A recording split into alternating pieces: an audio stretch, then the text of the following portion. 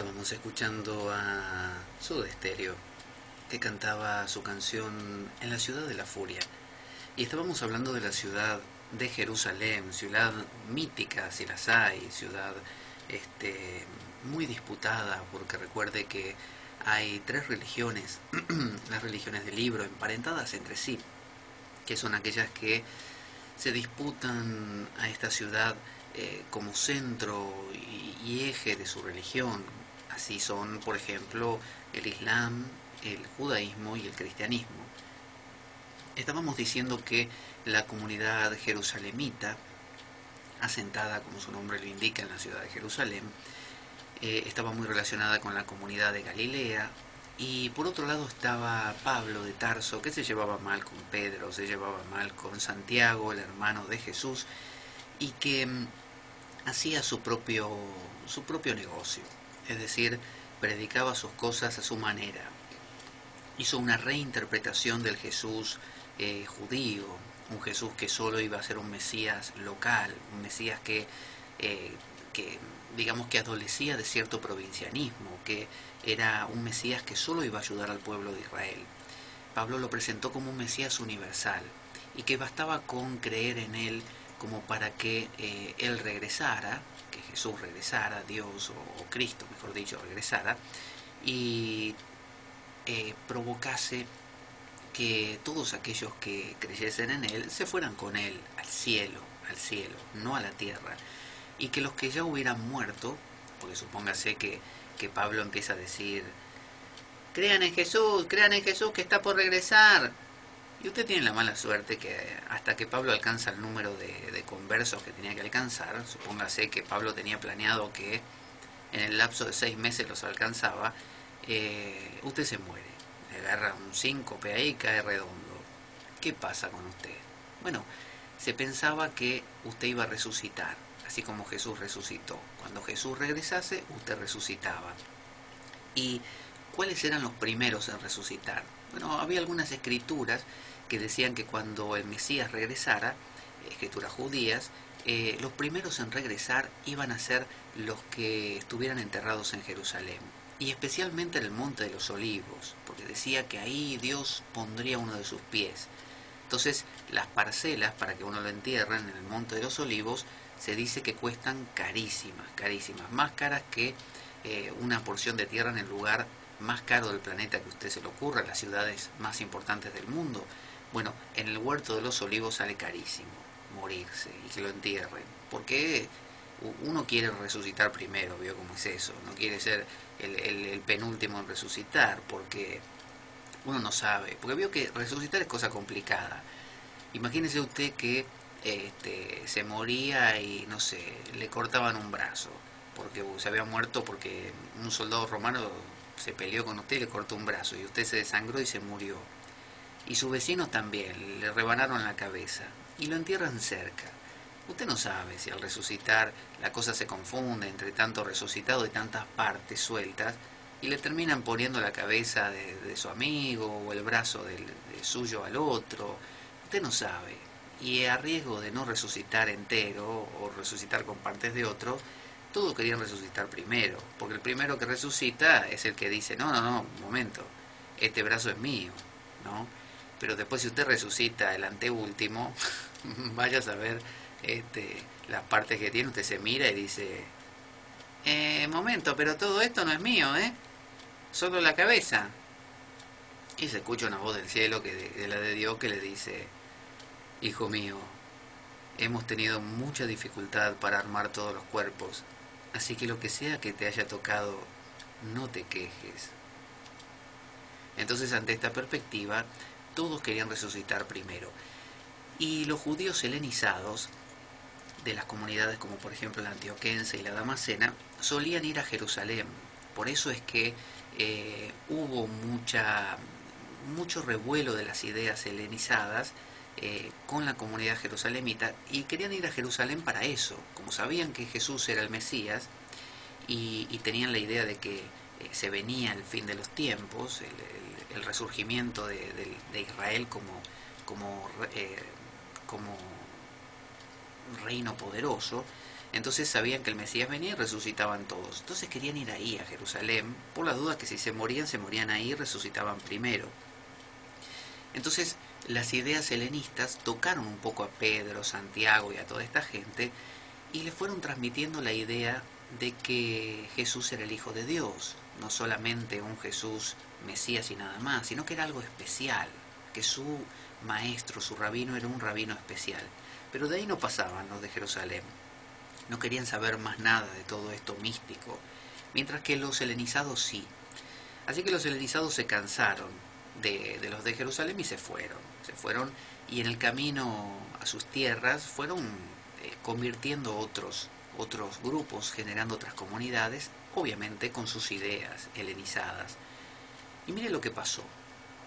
En el año 65, no 1965, época de hippie, flower power, en el año 65 de la era cristiana, hubo levantamientos, porque los judíos, ya cuando les pasó lo de Nerón, pensaron que ya está, era la apoteosis del asunto, ya ese era el anticristo, o sea, peor no se podía poner la cosa. Tenían un tipo que los odiaba y encima era emperador y que les atribuía a ellos haber incendiado la ciudad de Roma, los perseguía y los mataba. Entonces hasta lo consideraban a él, a Nerón, el anticristo. Los propios seguidores de Jesús consideraban que Nerón sería renacería, resucitaría y sería la bestia que venía a hacerle sombra al Mesías y que sería derrotada al final por el propio Mesías. Entonces, finalmente, en el año 70, ocurre que los romanos, luego de ser atacados por los judíos para tener ese alzamiento, para lograr su libertad, y se acuerda lo de Masada, ¿no? La resistencia de Masada, bueno, finalmente los romanos destruyen Jerusalén. Y al destruir Jerusalén, destruyen a la comunidad jerusalemita. O sea que si Pablo, con todos los helenizados, tenía una disputa con los jerusalemitas, a ver quién ganaba, a ver si Jesús era, como decían los jerusalemitas, un judío que venía a salvar a la raza de Israel, al pueblo de Israel, o si era como Pablo decía, que venía a salvar a la humanidad, se acabó. Es como si usted discute con un tipo, a ver quién tiene razón, y están ahí en un tira y afloje, no sé, en una empresa, y depende de quién gane, será el destino de esa empresa, y al día siguiente le informan que ese tipo se murió. Usted gana, pero gana por ausencia. Es como si usted está boxeando con otro y el otro se muere. Bueno, usted ganó la pelea, pero no por mérito propio, ganó porque el otro se murió. Esto pasó igual. La comunidad jerusalemita desapareció. Pedro logró escaparse de Jerusalén, logró irse. Algunos dicen porque no coincidía mucho con las ideas de Santiago, el hermano de Jesús. Pero Santiago, el hermano de Jesús, y la comunidad jerusalemita desaparecieron, junto con Jerusalén y todos los judíos que estaban adentro. Se murieron todos, porque los romanos los masacraron, no quedó nada. Entonces quedó terreno libre para Pablo. Pablo a partir de ese momento era Dios, porque podía hacer lo que quisiera, es decir, en ciertos límites, pero lo que quisiera, porque su visión de las cosas triunfó. Le digo, no triunfó porque se impuso, triunfó porque el otro desapareció, su contrincante salió de escena. Entonces Pablo empezó, a través de sus cartas paulinas, a través de sus epístolas, a través de sus peregrinajes, sus conversiones, sus disertaciones, empezó a transmitir esta idea de que Jesús no solamente era el Mesías judío, es decir, no lo era, sino que era el Mesías de la humanidad. Venía a traer un nuevo reino de Dios, pero no en la tierra, como decían los judíos y la comunidad jerusalemita, sino en los cielos. Entonces, la conversión de personas fue infinitamente grande, todos se convertían. Y además la gente se convertía porque a la gente le gustaban mucho los judíos. Porque los judíos eran, por empezar, muy limpios. Cuando aquí en Europa estaban los judíos, en la zona, por ejemplo, en España mismo, los judíos solían bañarse muchas veces, o sea, higienizarse mucho por sus reglamentaciones, ¿no?, religiosas, que incluyen eso.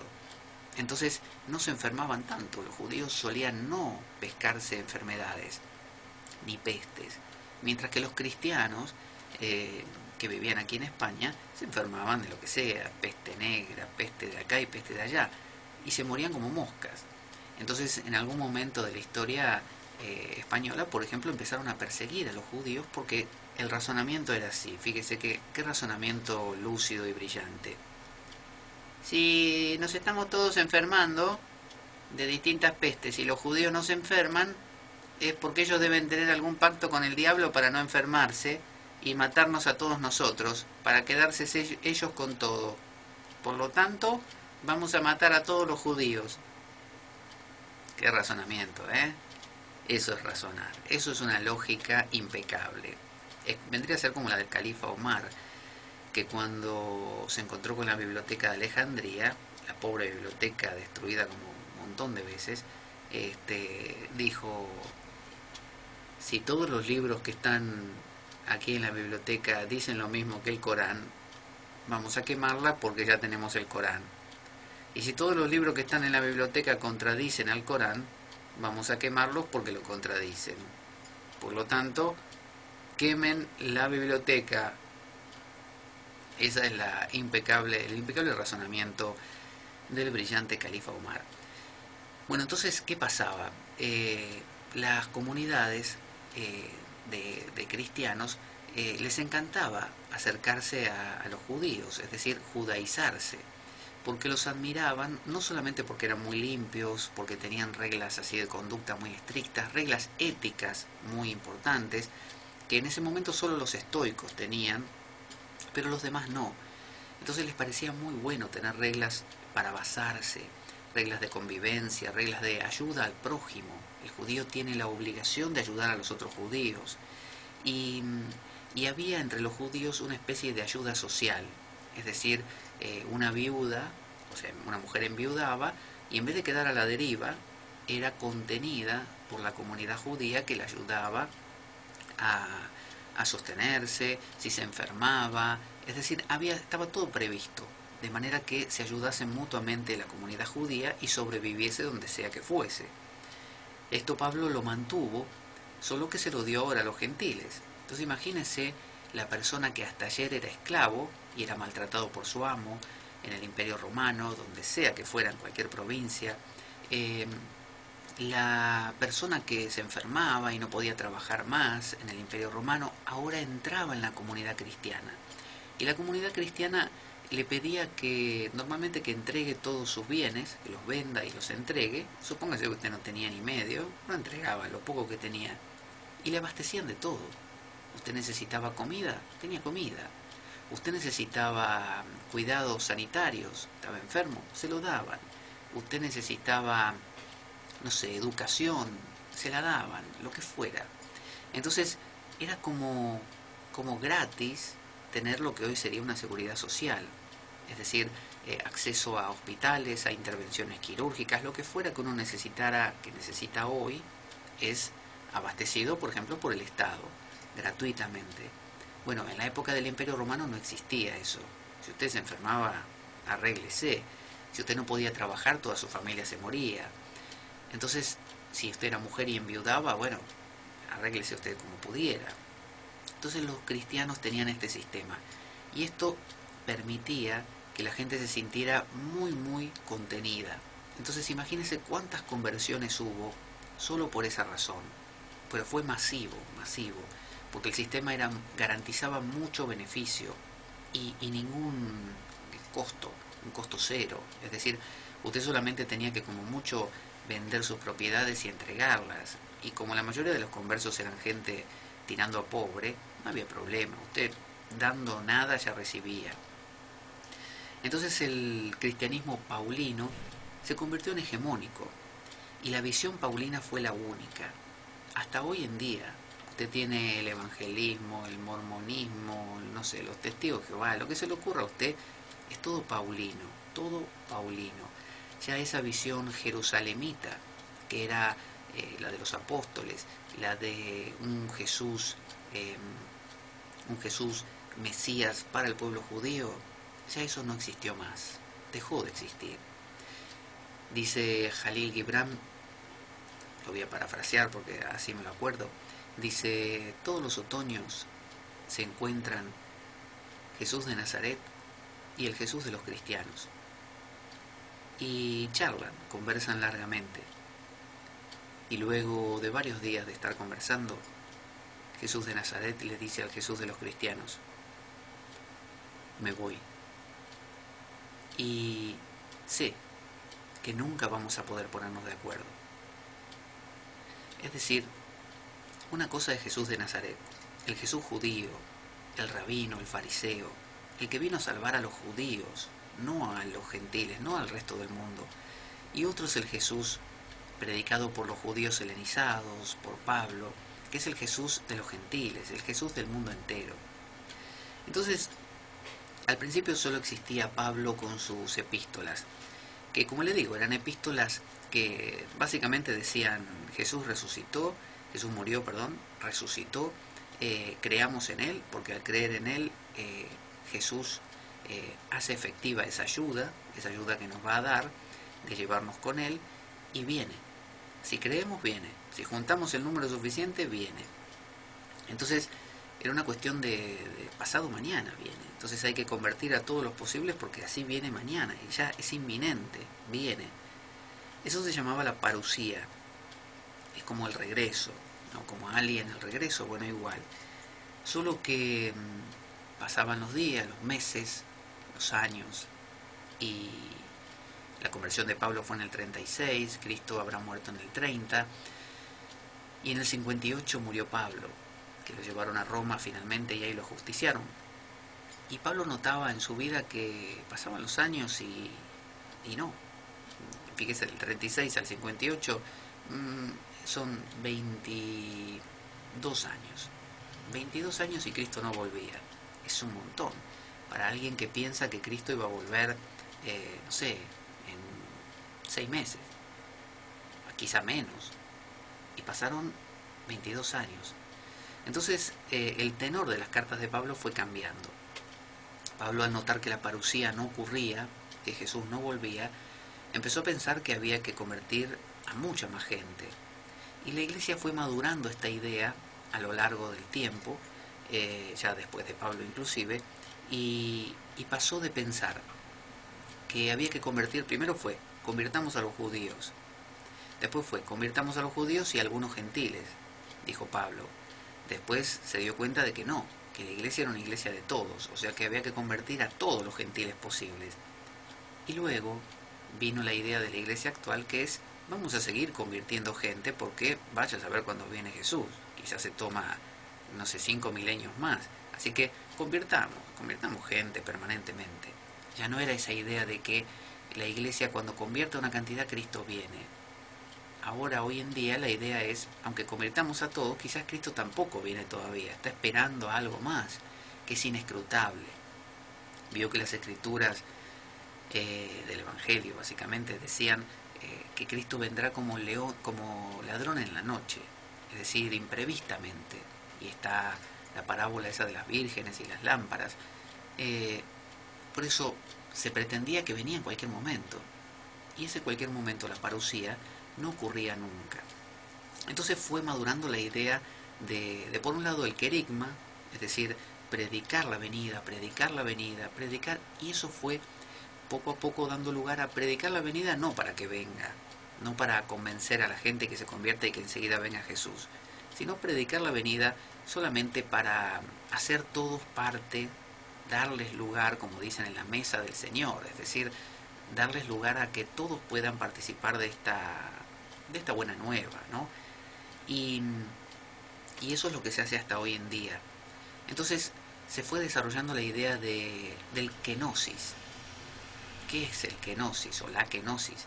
Bueno, es un término griego que significa vaciamiento, en el sentido de que se empezó a madurar la idea de que Jesús sí tenía un cuerpo, pero a su vez ese cuerpo era mitad hombre y mitad divino, convivían ambas naturalezas, y que Dios necesitó vaciarse de sí mismo para que existiera Jesús con cierto grado de humanidad.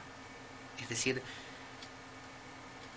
siempre uno necesita olvidar, y la kenosis es eso, es un olvido. Fíjese la uroboros, la serpiente que se muerde la cola. La serpiente que se muerde la cola, si supiera que se está mordiendo su cola, no la mordería. ¿Usted se mordería su cola?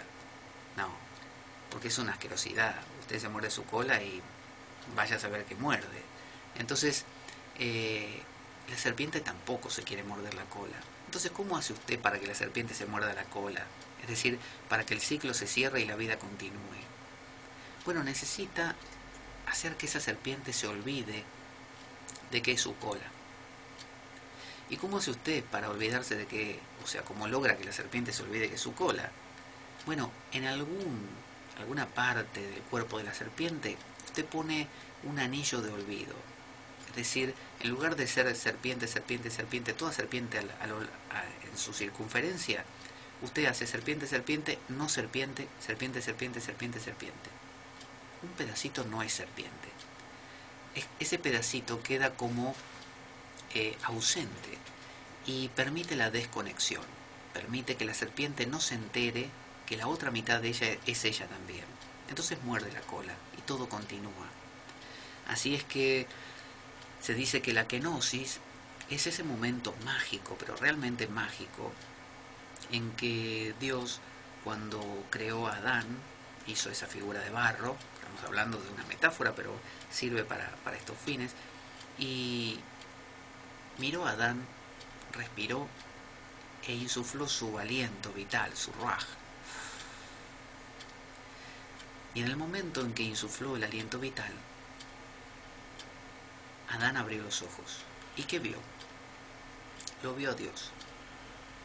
Pero Adán era Dios. Es decir, era el aliento de Dios en esa figura de barro. Era Dios mismo. Pero quizás el barro, quizás el proceso, algo ocurrió en el medio que produjo un olvido. Entonces cuando Adán abrió los ojos, ya no vio a él mismo, o sea, a Dios, como dándose cuenta yo soy eso. No lo notó, lo olvidó. Y empezó a ver a Dios como ese Señor que me creó y que tiene mucho poder y que es grandioso. Y desde ese momento, Adán empezó a comprender que si había un Dios y él por otro lado, también estaba Eva y él por otro lado, la gacela y él por otro lado, el león y él por otro lado, el árbol y él por otro lado, y apareció el deseo de conseguir. Si el árbol es otra cosa diferente a mí, y la manzana que tiene el árbol, o la pera, o la banana, es diferente a mí, yo quiero eso, para sentirme más completo, quiero tenerlo. Entonces se pone en marcha la vida, solo por el olvido.